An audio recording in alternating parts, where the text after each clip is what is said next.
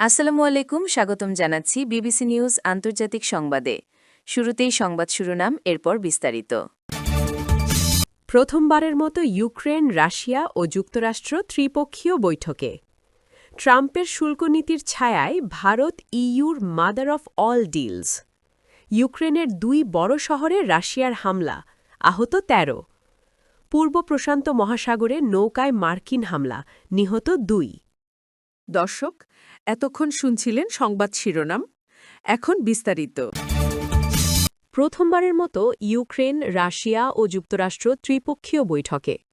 ২০২২ সালে ইউক্রেনে রাশিয়ার পূর্ণ আগ্রাসনের পর আবুধাবিতে প্রথমবারের মতো ত্রিপক্ষীয় বৈঠকে বসল ইউক্রেন, রাশিয়া ও যুক্তরাষ্ট্র। তবে তাদের মধ্যকার মতপার্থক্যের মূল জায়গাগুলোতে কোনো পরিবর্তন আসেনি, ফলে গুরুত্বপূর্ণ হলেও এখানে প্রত্যাশা সীমিত বলেই মনে করা হচ্ছে। এদিকে যুক্তরাষ্ট্রের প্রেসিডেন্ট ডোনাল্ড ট্রাম্প ইউক্রেন শান্তি চুক্তি নিয়ে চলতি সপ্তাহে বলেছেন, একমত না হতে পারলে দুই পক্ষ হবে স্টুপিড। তার দূতদের জোরালো কূটনীতি সত্ত্বেও কিছু গুরুত্বপূর্ণ ইস্যু অমীমাংসিত রেখেই ইউক্রেন ও রাশিয়াকে নিয়ে ত্রিপক্ষীয় বৈঠকের আয়োজন করা হচ্ছে। ইউক্রেন এই প্রক্রিয়ায় অংশ নিচ্ছে কারণ তাদের শান্তির পাশাপাশি যুক্তরাষ্ট্রকে প্রয়োজন। ইউক্রেনের প্রেসিডেন্ট ভলোদিমির জেলেন্সকি বলছেন, দাবোসে ট্রাম্পের সঙ্গে তার আলোচনা ছিল সত্যিকার অর্থেই ইতিবাচক। এর ফল হিসেবে তিনি রাশিয়ার ক্রমাগত হামলার বিরুদ্ধে আরও আকাশ প্রতিরক্ষা সহায়তা পাবার আশা করছেন। এর আগে ট্রাম্পের সঙ্গে সাক্ষাতের পর জেলেন্সকিকে গম্ভীর দেখা গেলেও এবার তাকে অস্বাভাবিক চনমনে মনে হয়েছে, যদিও সংযুক্ত আরব আমিরাতে হওয়া আলোচনার ফলাফল নিয়ে তিনি বেশ সতর্ক। ট্রাম্পের শুল্কনীতির ছাড়ায় ভারত ইইউর মাদার অফ অল ডিলস। আগামী সোমবার ভারতের প্রজাতন্ত্র দিবস উদযাপনে প্রধান অতিথি হিসেবে থাকবেন ইউরোপীয় কাউন্সিলের সভাপতি আন্তোনিও লুইস সান্তোস দা কস্তা এবং ইউরোপীয় কমিশনের সভাপতি উর্সুলা ভন ডের লেইন। রাষ্ট্রীয় ভোজ এবং জাঁকজমক অনুষ্ঠানের পাশাপাশি দুই নেতার এজেন্ডায় আরও গুরুত্বপূর্ণ একটি বিষয় থাকবে, এশিয়ার তৃতীয় বৃহত্তম অর্থনীতির সঙ্গে মুক্ত বাণিজ্য আলোচনা এগিয়ে নেওয়া। ইউরোপের জন্য বিশেষভাবে কঠিন ভূ-রাজনৈতিক মুহূর্তে এসেছে, কারণ রাষ্ট্রপতি ডোনাল্ড ট্রাম্প প্রথমে গ্রিনল্যান্ডের মার্কিন দখলের বিরোধিতা করার জন্য ইউরোপীয় মিত্রদের সঙ্গে তার বাণিজ্য যুদ্ধ আরও তীব্র করার হুমকি দিয়েছেন এবং তারপরে পিছু হটছেন। আগামী সোমবার ভারতের প্রজাতন্ত্র দিবস উদযাপনে প্রধান অতিথি হিসেবে থাকবেন ইউরোপীয় কাউন্সিলের সভাপতি আন্তোনিও লুইস সান্তোস দা কস্তা এবং ইউরোপীয় কমিশনের সভাপতি উর্সুলা ভন ডের লেইন।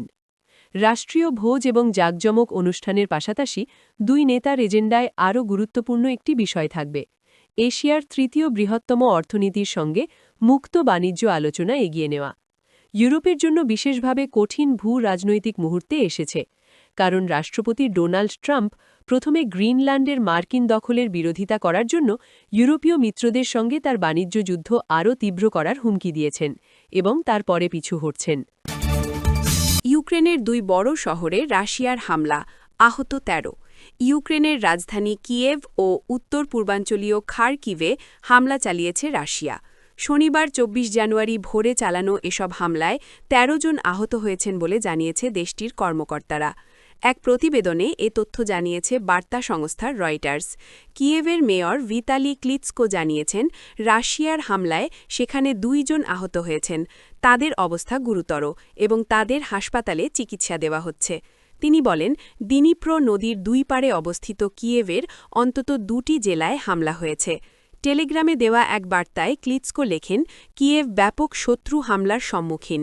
ইউক্রেনের বিমান বাহিনী জানিয়েছে, রাজধানী লক্ষ্য করে ড্রোন ও ক্ষেপণাস্ত্র দুটিই ব্যবহার করা হয়েছে।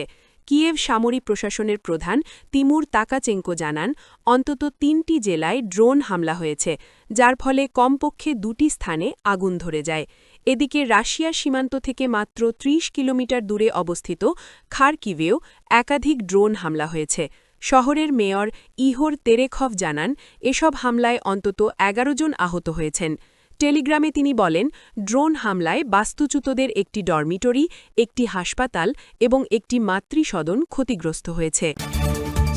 পূর্ব প্রশান্ত মহাসাগরে নৌকায় মার্কিন হামলা, নিহত ২। মার্কিন সামরিক বাহিনী জানিয়েছে শুক্রবার পূর্ব প্রশান্ত মহাসাগরে একটি সন্দেহভাজন মাদক পাচারকারী নৌকার ওপর হামলা চালিয়ে 2 জনকে হত্যা করা হয়েছে। এই ঘটনায় একজন জীবিত আছেন বলে জানিয়েছে মার্কিন সাউদার্ন কমান্ড।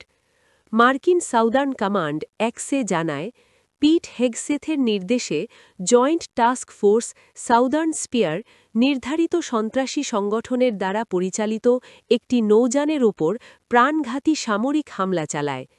মার্কিন কোস্টগার্ড সিএনএনকে দেওয়া এক বিবৃতিতে জানিয়েছে তারা মার্কিন সাউদার্ন কমান্ডের কাছ থেকে বিষয়টি অবহিত হয়েছে এবং জীবিত ব্যক্তিকে উদ্ধারে অনুসন্ধান ও উদ্ধার কার্যক্রম সমন্বয় করছে। অপারেশন সাউদার্ন স্পিয়ার নামে পরিচিত এই অভিযানের অংশ হিসেবে সন্দেহভাজন মাদকবাহী নৌকাগুলোর ওপর চালানো হামলায় এখন পর্যন্ত অন্তত 117 জন নিহত হয়েছে। ট্রাম্প প্রশাসন বলেছে এই অভিযানের লক্ষ্য যুক্তরাষ্ট্রে মাদক প্রবাহ কমানো। চলতি বছরে এখন পর্যন্ত মার্কিন হামলার গতি কিছুটা কমেছে। সর্বশেষ 31 ডিসেম্বর 2টি নৌকায় হামলা চালানো হয় যাতে 5 জন নিহত হন। শুক্রবারের এই হামলাটি এমন এক সময় ঘটল যখন এর আগেই মার্কিন সামরিক অভিযানে ভেনেজুয়েলার নেতা নিকোলাস মাদুরোকে কারাকাস থেকে আটক করে নিউ ইয়র্কে আনা হয় এবং তার বিরুদ্ধে ফৌজদারি অভিযোগ আনা হয়। মাদুরো এ মাসের শুরুতে অভিযোগগুলো অস্বীকার করে নিজেকে নির্দোষ দাবি করেন।